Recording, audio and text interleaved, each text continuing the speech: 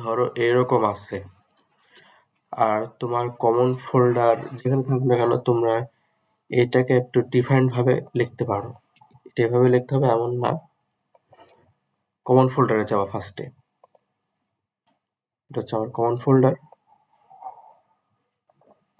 এরপরে হচ্ছে আমি কম্পোনেন্টসের পাথটাকে কপি করব, কপি অ্যাজ পাথ।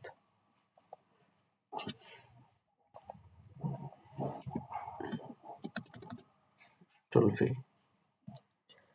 এরপরে আমি এইটার কম্পোনেন্টসকে কপি করব, কম্পোনেন্টস পাথটাকে।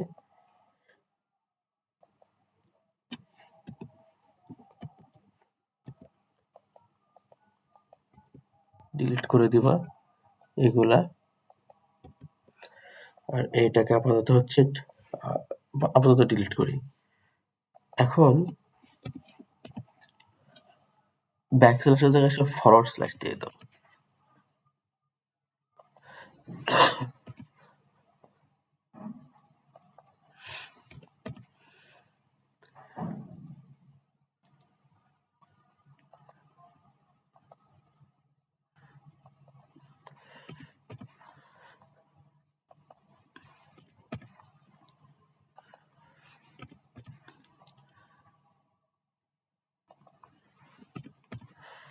এবার হচ্ছে কন্ট্রোল এস দিব, সেভ হইলো।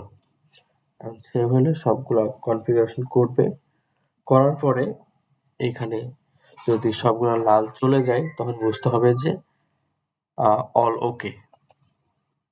আমরা একটু ওয়েট করি, ততক্ষণ এটা কনফিগার হয়ে যাক।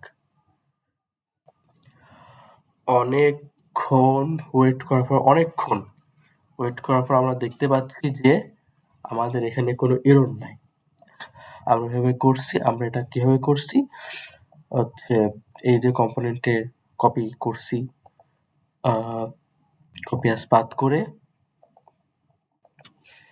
এখানে বসাই দিছি, জাস্ট এই চিহ্নগুলো উল্টাই দিছি, এই যে অবলিকের চিহ্নগুলো উল্টাই দিছি।